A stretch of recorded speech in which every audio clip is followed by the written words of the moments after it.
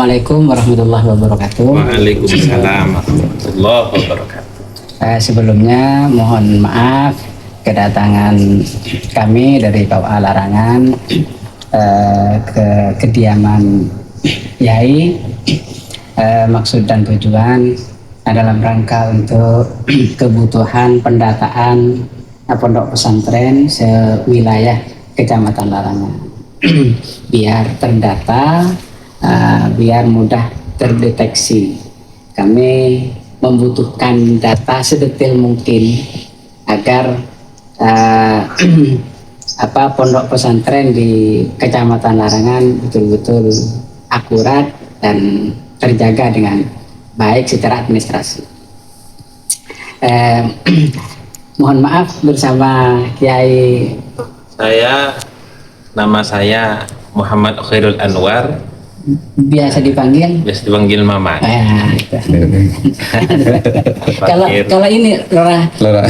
Saya Muhammad Ali Sobri, ya dipanggil Ali. Lora Ali berarti ya. Jadi panggilannya pendek-pendek. Mudah-mudahan umurnya pendek. Amin.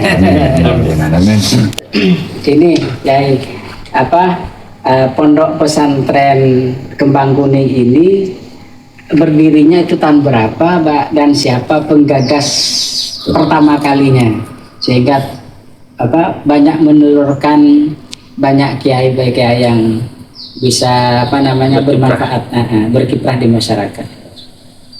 Baik, terima kasih Pak Mutnar selaku Kepala KUA Larangan. Teman lama Pak Mutnar, alhamdulillah bisa berjumpa kembali pada saat ini dalam rangka pendataan pondok pesantren, khususnya di pondok pesantren Kembang Kuning. Nah, pondok pesantren Kembang Kuning ini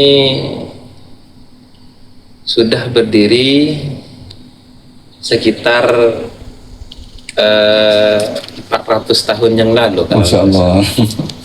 Sudah kurang lebih dari 400 tahun. Berarti setelah keberadaannya kota Pamekasan itu 400 berapa? 473. Setelah tidak lama dari itu kan? Tidak lama dari berdirinya Kabupaten Makassar. Kalau tidak salah, pondok pesantren Kembang Kuning ini berdiri pada saat tahun 1619. Banyak literatur sejarah yang tidak sama dengan keautentikan di yang ada di pondok pesantren ini. Ada yang berdiri pada tahun sekian, tapi yang jelas pondok pesantren Kembang Kuning itu berdiri pada tahun, kan banyak versi istilahnya Pak Bentar ya, banyak versi. Tapi yang jelas banyak yang menyatakan pondok pesantren Kembang Kuning itu berdiri pada tahun 1619. Penggagas pertamanya itu siapa ya? Pendirinya dulu Kiai Mahalli itu asli penduduk sini atau asli penduduk Pakong, tepatnya di Gunung Teki. Nah, di Gunung Teki itu Kiai Mahal berhijrah ke di sini namanya, sebelum pondok pesantren Kembang Kuning namanya Sumber Salak. Nah, di Sumber Salak ini berdekatan dengan Keraton Kembang Kuning. Pada saat itu keraton terkenal dekat Sumber Bacem. Gitu. Nah, yang kala itu dipimpin oleh Ratu Dewi Lestari, Ratu Bini Ratu pada saat itu. Dan disegani pada saat itu oleh kerajaan-kerajaan yang lain, keraton istilahnya. Nah, Kiai Mahal ini berhubung Kiai Mahal banyak santrinya, banyak yang ngaji, banyak yang sowan Kiai Mahal. Lawang Kiai Mahal itu sakti istilahnya. Ratu Kembang Kuning itu Dewi Lestari merasa tertarik untuk menjadi istrinya. Bukan menjadi Jadi muridnya, santrinya. Bukan, karena Ratu Dewi Lestari juga sakti juga tertarik untuk Saingi. apa namanya, ingin mencoba bagaimana ilmu kanuraganya. Oh, iya. Namun pengennya taruhan, apa yang dipertaruhkan? Keratonnya. Kalau menang Ki Mahal, keraton ini ambil Ki Mahal sudah. Kalau Ki Mahal kalah, Ki Mahal tidak boleh Dakwah. berdakwah di sini, harus pulang ke Gunung Dek. Itu Ratu Buddha pada saat itu, bukan beragama Islam, beragama Buddha. Nah, karena Ki Mahal Kiai yang tidak mau taruhan, tidak mau. Berhubung Ki Mahal dipaksa terus, ya diladeni, ayo kalau mau adu kedikjayaan, adu kanuragan, adu istilahnya, adu tanding lah istilahnya dulu kan seperti itu. Jadi khas orang-orang kuno. Diladeni oleh Ki Mahal, akhirnya Nyi Norsari itu bukan siapa? Dewi Lestari lah. Dewi Lestari itu, Ratu Dewi Lestari setelah adu kanuragan kalah. Dewi Lestari kalah. Berhubung karena Ki Mahal tidak mau taruhan, ya sudah kalah sudah. Karena Dewi Lestari merasa malu kalau tidak Ingkar janji. karena ingkar janji, ya udah ini kalau tidak mau keratonnya, kembang kuningnya saja. Akhirnya kembang kuning bertempat di sini, bukan di keraton lagi. Namanya saja yang dipindah atau memang ada semacam simbol yang dipindah gimana ya? Langsung namanya saja yang dipindah. Berarti kembang kuning ini hadiah dari Dewi Lestari. Dari Dewi Lestari. Akhirnya Ratu Dewi Lestari itu merasa kalah, kemudian takluk kepada Ki Mahal dan beralih kepada beragama Islam. Oh, berarti sama ceritanya dengan Ratu Balkis nggak sampai gitu gitu. Oh ya, hampir lah katakanlah. Tapi tak jadi istrinya. Oh, nggak jadi. Ki Mahal itu punya berlanjutan dari sejarah berdirinya pondok pesantren. Ki Mahal itu punya istri namanya Nyai Pote. Nyai Pote panggilannya. Kemudian nama aslinya Nyai Latifah. Cantik pada saat itu Nyai Pote. Sesuai dengan julukannya Nyai Pote. Julukannya karena putih dulu katanya. Berarti memang sunnahnya katanya harus kiai itu istrinya harus Harus cantik. Sunnahnya begitu katanya Gus Bahai. Siti Aisyah juga cantik. Lah akhirnya Ki Mahal ini punya istri namanya Nyai Latifah. Lah Nyai Latifah ini tidak punya anak. Ki Mahal juga ngapolong ponaannya. Ponaan dari Ki Mahal apa? Ponaan dari Ki Mahal yang namanya Ki Ismail. Lah Ki Ismail ini putranya Ki Abdullah, saudaranya Ki Mahal. Dari Pakong. Menutup kemungkinan Ki Abdullah itu wafat pada saat Ki Ismail waktu kecil. Nah, Ki Ismail ini dididik oleh Ki Mahal sampai besar. Bahkan Ki Mahal itu berwasiat kepada Ki Ismail selaku ponaannya, nanti Cong, kalau saya wafat, kalau bisa, ini wasiat dari saya, bibinya kawin. Bekas istrinya Ki Mahal, Nyai Pote ini kan lebih cantik Pak. Ini kawin. Tidak lama dari wasiat itu Ki Mahal wafat. Nah, Ki Ismail ini mengawini bekas bibinya, melahirkan termasuk melahirkan ibunya Ki Samsul Arifin, Nyai Norsari, melahirkan Ki Mudrikah, melahirkan Ki Mustafa, yang juga keturunannya Ki Muslih juga, Ki Muslih Adnan, penceramah kondang, itu keturunannya Ki Mustafa. Yaitu ya menurunkan Ki Hasimi Talang, banyak menyebar di berbagai macam daerah. Berarti Ki Muslih ada darah kembang kuningnya gitu? Iya, Ki Muslih Adnan. Kemudian juga Ki Kolpoh. Ki Kolpoh itu banyak yang di Kolpoh Deso itu. bukan Kolpoh kembang kuning juga bermukim di Kedua Barat. Nah, ini melahirkan sosok-sosok yang istilahnya banyak penghebah, apa istilahnya? Di bagian kendaraan pejabat ya. Kala itu ya. Banyak juga di parlemen pusat ada juga Kiai Kolpoh di sana, bagian penghebah. bagian Keturunannya gitu. pejabat. Iya, yang Nyai Nursari ini banyak menurunkan banyak pesantren. Nah, Putranya Ki Ismail yang dengan bibinya ini cuma satu anaknya, yaitu Nyai Nursari. Dan Nyai Nursari ini yang melahirkan banyak ulama-ulama kondang di Tapal Kuda, termasuk Ki Samsul Arifin. Iya. Nah, Ki Samsul Arifin ini pernah menjabat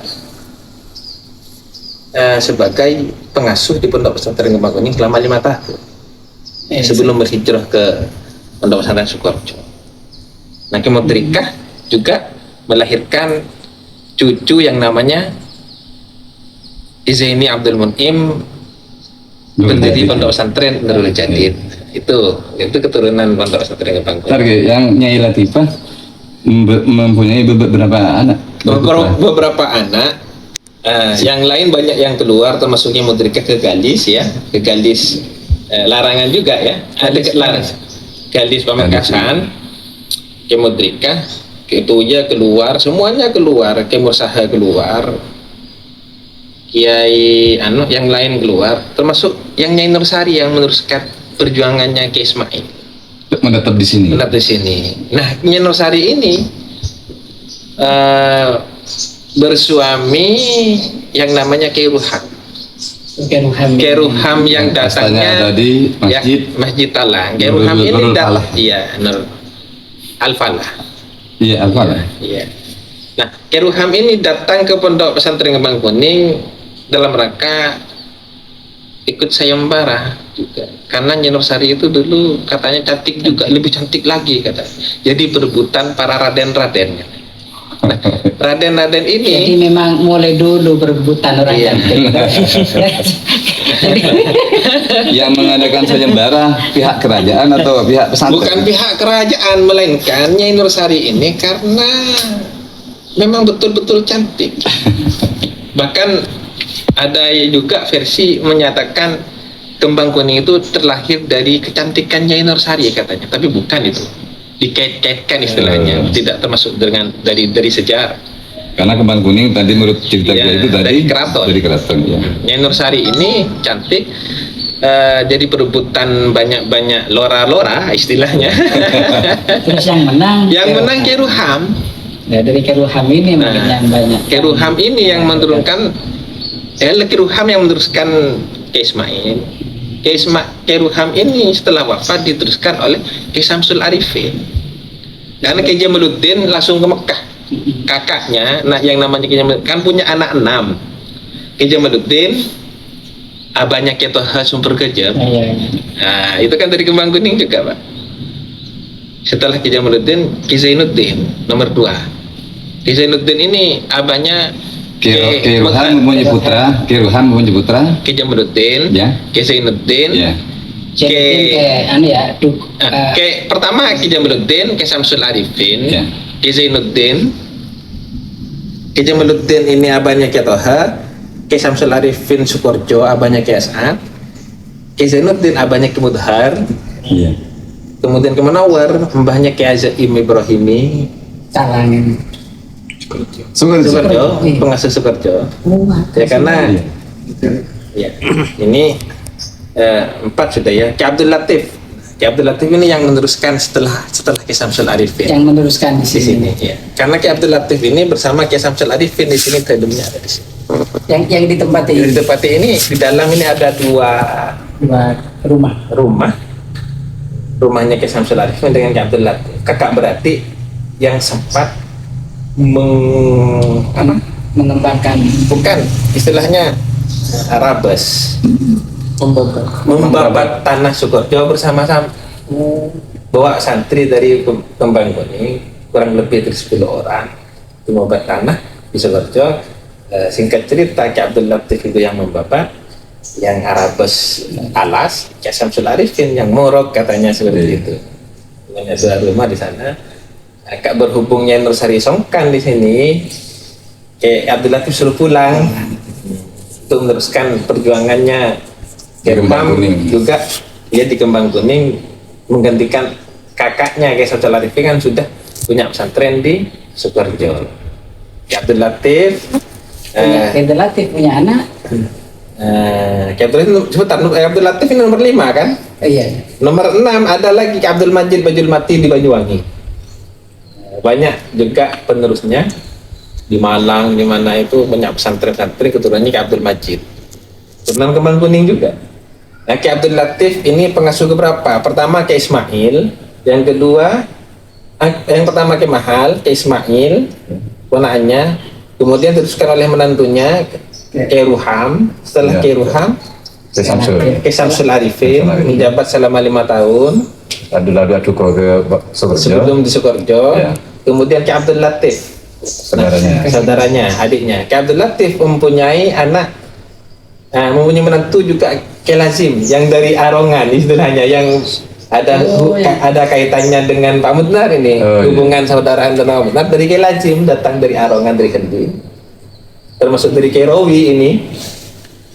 Lagi Ki Rawi masuk ke Kembang Kuning gara-gara Ki Lazim masuk ke Kembang Kuning, beristrikan Nyai Maliha putranya Ki Abdul Latif. Ini yang meneruskan istilahnya dari kepemimpinan Pondok Pesantren Kembang Kuning. Jadi Ki Lazim ini pengasuh ke-5. Bukan keenam. Ki Mahal, Ki Ismail, Ki Samsul, Ki Abdul Latif, Ki Lazim. Nah, Ki Lazim ini mempunyai anak yang meneruskan di sini Ki Muhtadi. Ki Muhtadi Lazim. Ki Muhtadi mempunyai anak menantu Ki Jufri, abah saya. Jadi di sini yang meneruskan Ki Jufri. dari perempuan berarti. Jadi perempuan terus menantu. Tapi akhirnya setelah wafatnya abah diteruskan oleh putra asli dari putra dari Ki Muhtadi, Ki Bakis Muhtadi yang wafat di Mekah pada saat kemarin tahun 2023 4 kalau nggak salah. Sekarang ada berapa keturunan dari awal. Ini sedikit sejarah mengenai tentang berdirinya Pondok Pesantren Kembang Kuning. Tapi yang di pondok pesantren ini yang diformalkan itu kira-kira pada saat pengasuhnya siapa? Yang memang betul-betul formal. Yang ada Dari lembaga formal. abah saya sendiri, Pak. Oh, Jadi Kemon tadi masih belum ya? Banyak, cuman tidak ada formalnya, hanya diniyah saja. Istilahnya Salaf, salaf istilahnya. oh gitu. Baru formal Pondok Pesantren Kuning. Nah, Berarti barusan ya? iya baru berdiri sekitar tahun, kalau tidak keliru tahun 2000 yang memang diformalkan. Ada istilah sekolah MTS dan sebagainya. Dan sekarang ini lembaga formalnya lengkap mulai dari PAUD. Apa ada saja itu? PAUD-nya. Dari diniyah Diniyah. diniyah ula usta ulia takmiliyah ya. Yang formal. Yang Yang pagi itu yang formal dari MTS, SMA saja. MK enggak ada. SMA saja. SNDS SMA. MTS SMA cuma 2 Kalau lembaga. tidak ya? Atau Kalau ibtidaiyah ya sekelas SD, berhubung di sini ada alumni tangan kanannya almarhum Ki Muhtadi, Ustadz Senimo, itu sudah ada berdekatan, jadi saling bekerja sama, ya, melengkapi yang ada di sini dari TK itu istilah. Cuman tidak termasuk dari Yayasan Pondok Pesantren Kembang Kuning. Di luar ya. Iya, cuman ada kaitan istilahnya saling pisanan masih saudara itu. Jadi sekarang ini sudah berarti pengasuh ke 8 atau 7 dengan Yang tak keliru sudah ke 10. 10 ya. Iya. Ke 10. Keluar dari wali songo sudah. Benar kan, Wali Songo ditambah Wali 10 sama Betul, Gus Dur, ya. ya. Sama Gus Dur. Kalau kegiatan harian dari pesantren yang kini itu apa saja Ki yang jadi program unggulan ini? Di sini tidak ada program unggulan, yang paling diutamakan itu Amin dulu ya. tetap mengutamakan salafiyah syafi'iyahnya, bifurudil ainiyahnya, al-ihtimam bifurudil ainiyah, lebih mementingkan kewajiban fardu ain. Istilahnya lebih kepada kajian kitab kuning dari Kalau tadi selam sebina budaya itu jadi makanan wajib. makanan pokok gitu. Yang diutamakan juga membina akhlakul karimah. Memang terkenalnya di Pondok Pesantren Bangkuni itu yang digodok adalah akhlaknya, akhlakul karimahnya yang diutamakan untuk membina para santri. Makanya santri-santri di Pondok Pesantren Bangkuni ini dari dulu dikenal dengan bahasa halusnya. Di Pondok Pesantren bukan mengesampingkan, memang upaya saya ini untuk mempertahankan bagaimana bahasa halus Madura. Iya. Kak dintahnya itu dipertahankan sehingga bisa diterapkan di rumah-rumah ketika pulang ke masyarakat. Awalnya sebelum mondok tidak pakai bahasa halus dengan orang tuanya, dengan diupayakan untuk lebih halus lagi. Iya. Untuk menghormati orang tua, menghargai para. Sekarang ini kan sudah zamannya berbeda. Tentu masa lalu dengan masa saat ini kan jauh berbeda tantangannya. Selama memangku sebagai pengasuh, kira-kira tantangan terberatnya untuk Yai apa? Tantangan terberatnya adalah lebih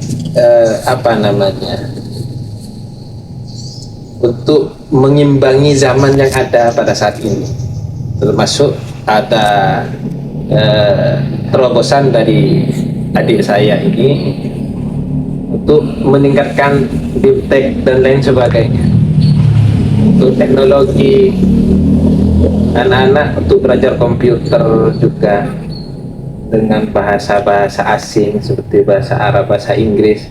Itu kalau bahasa Arab kan sudah menunya wajib bahasa Inggris. Dan juga diadakan program Mandarin ya. Insyaallah. Karena kan bahasa Mandarin itu katanya hampir menjadi kewajiban di pihak internasional istilahnya. Ya, seperti bata-bata. Bata-bata kan sudah ada ya. Ya intinya Pondok Pesantren ini jangan sampai dikatakan tempat tertinggal. Istilahnya kolot lah istilahnya. Tetap santri itu diimbangi di saat sekolah formal pagi. Dan hebatnya menurut saya Pondok Pesantren. Jadi bisa menjawab dan bisa menjadi solusi untuk tantangan zaman. Ini luar biasa menurut saya. Jangan sampai masyarakat itu menanggalkan pesantren, karena menurut hemat saya memang yang bisa menyelamatkan akhlak dan perilaku itu ada di pondok sebenarnya. Makanya kalau di luar itu memprihatinkan. Selain juga ingin menyeimbangkan untuk tantangan zaman pada saat ini, juga ingin mempertahankan budaya-budaya salafun saleh agar supaya tidak beralih dari pesantren ke ke kemodernan, betul-betul modern. Iya, karena tidak terkontrol ke barat-baratan. Makanya banyak pesantren modern yang lain yang mengatasnamakan pondok modern, tapi tetap kitabnya tetap dikaji karena tidak bisa dijauhkan antara kitab dengan pondok pesantren. Kitab terutama kitab para salafun saleh. Secara kuantiti berapa di sini jumlah santri modulnya dan juga yang nyolok seperti ke SMA dan MTS-nya itu. Kiat-kiat untuk menjadi kerasan di pondok pesantren di situ mungkin ada trik-trik khusus ya. Gimana? Kan untuk saat ini kuantitasnya santri itu kurang lebih dari 30. Karena saya merintis bukan meneruskan, kalau bahasanya saya Al-Fakir ini saya pribadi datang ke sini Berangkat datang ini. pada saat masa transisi. Kosong kepemimpinan di sini selama 2 tahun karena saya menikah di Sukorejo. Di Pondok Pesantren Halawi Safi Sukorejo sana. Selama 2 tahun dari Sukorejo, di sini tidak ada yang karena wafat almarhumah Umi wafat, kemudian saya datang ke sini dari nol istilahnya, dari nol. Akhirnya merintis lagi, alhamdulillah banyak santri lagi yang berdatangan, kurang lebih 30-40an lah istilahnya. Ya, apakah benar isu-isu? Saya pernah mendengarkan begini, untuk yang kembang kuning ini kan unik. Dari nama juga kan unik. Unik kan ya? Jadi tanpa istihoroh ini, tapi melalui perperangan. Sayembara. Kompetisi, jadi unik itu namanya. Saya dengar begini, apakah betul apa enggak itu. Jadi di Pondok Pesantren Kembang Kuning itu, santri itu bukan ngaji ke pondoknya, tapi ngaji ke pengasuhnya. Jadi kalau pengasuhnya enggak ada, itu biasanya hilang murid itu. Iya. Jadi pengasuh penggantinya itu harus mencari lagi. Artinya harus mulai dari nol lagi. Mulai dari nol lagi. Berbeda dengan pondok-pondok pesantren yang lain. Umumnya itu kalau udah pondok, nanti yang meneruskan tinggal melanjutkan. Muridnya sudah ada. Apakah betul? Gimana gitu? Ya, itu tradisi Di Kembang Kuning. di Kembang Kuning dari dulu. Iya. Karena kenapa? Karena sistem yang tidak berjalan. Kalau sistem yang sudah berjalan, ya maaf, dari almarhum Ki Muhtadi sempat Pondok Pesantren Kembang Kuning itu hampir 1000 santrinya. Mukim. Ya mukim. Iya. Hampir 1000. Makanya pondok-pondok ini kan sangat lebar di sini. Oh iya. Banyak Ini pondok-pondok. memang luas. Ya luas. Itu dari almarhum Ki Muhtadi. Setelah almarhum Ki Muhtadi, dan ada unsur elaf istilah. Iya. Beliau dikenal al-arif billah. Terkenal walinya, Wali. Ki Muhtadi itu sebelum wafat diceritakan santri itu disuruh pulang semua. Sebelum wafat. Sebelum wafat pulang semuanya, pulang ya, karena beliau terkenal majdub. Iya. Nyuruh tukang genting ini, genteng Ya. genteng pondok pesantren diturunkan semua agar supaya santri tidak Pulang. merasa pulang semuanya. Setelah wafat Imam tadi, penerusnya yang bingung, ini mana yang mau diajak. Akhirnya almarhum abah saya itu kayak Jufri Nawawi selaku mantunya merintis kembali. Alhamdulillah santrinya mencapai hampir 200. Setelah abah wafat, alhamdulillah sudah bertahan, masih bertahan. Saya meneruskan pada saat Joko pada saat itu belum beristri. Nah, berhubung saya masih kurang siap dan ingin menuntut ilmu, maka menuntut ilmu sampai ke Mekah. Pada saat itu di Mekah putranya Sayyid Muhammad Alawi Al-Maliki, yang sekarang Sayyid Ahmad Alawi Al-Maliki. Sampai tahun 2018, ya berhubung masa transisi lagi ya, santri itu sampai sedikit dan tidak sampai 10, tidak lebih dari 10. Iya, yang menetap ya, karena nggak ada pengasuhnya. Almarhum abah saya itu wafat pada saat saya masih kecil dan adik-adik masih kecil.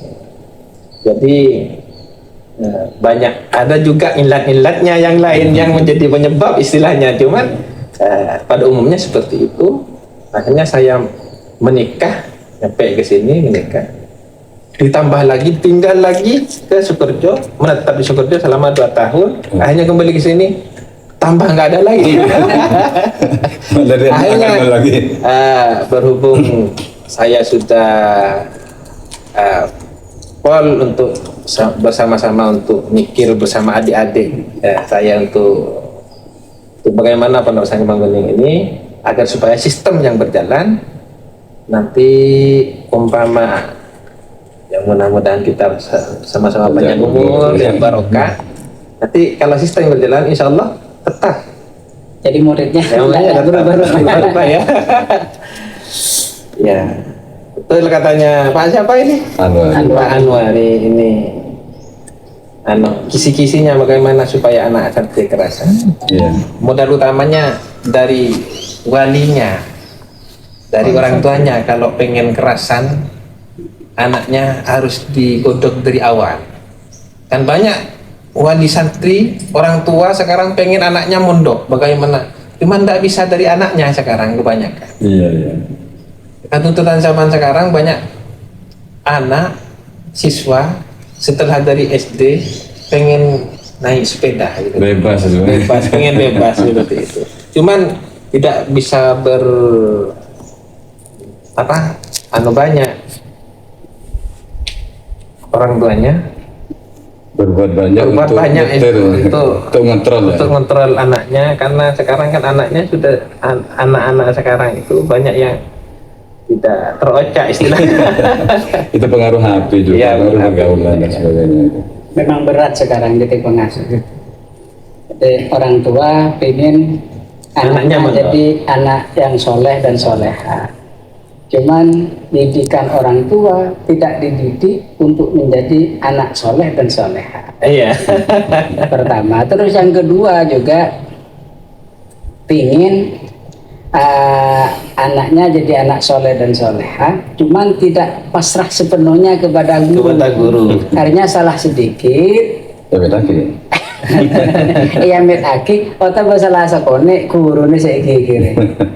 Itu kan susah kan. Jadi kalau dulu orang tua kan beda. Memang yang dicari bukan ilmu tapi barokah. Iya. Sehingga lebih mantap itu. Efeknya, dampaknya terhadap anak itu menurut saya lebih dahsyat kalau cari barokah bukan cari ilmu. Karena kalau barokah rasanya pada saat terjun ke masyarakat. Iya, terjun ke masyarakat, dan itu sebenarnya yang menikmati orang tua. Orang tua. Nah, sekarang saya sebagai dari kantor urusan agama yang menangani perkawinan, sebenarnya banyak pasangan suami istri yang tidak siap untuk menjadi ayah. Betul. Iya. Jadi siapnya hanya nikah saja, sehingga tidak siap dengan tantangan, tidak siap dengan persoalan, tidak bisa menyelesaikan solusinya gimana, tidak bisa beradaptasi. Dan sekarang itu. Jadi memang problematika kehidupan ini tidak serta-merta, tapi sudah memang dimulai dari sejak kecil. Banyak kan pasangan suami istri yang tidak bisa mendidik anaknya sekarang. Banyak yang menikah karena hawa nafsu. Wah itu. Bukan sunnah. Bukan sunnah nabinya, bukan. Mohon bahasa saya punya rengga kabin kan cukup nih. Terkait profil pesantren mungkin ada lagi yang mau disampaikan tentang profil pesantren yang belum disampaikan kira-kira. Mungkin sudah cukup. Cukup ya. Karena itu sudah. Iya sudah. Saya akan semoga itu sampai aja. Ya terima kasih atas semua informasi. Ya. Semoga informasi ini menjadi bermanfaat untuk kita bersama pembaca website Dakwah Anak, dan mudah-mudahan Pondok Pesantren Kembang semakin maju dan bermanfaat barokah. Insyaallah. Amin. Demikian wawancara dengan pengasuh Pondok Pesantren Kembang Kuning Almarhum Kiai Haji Mamang. Panggil Mamang. Kiai Haji Mamang.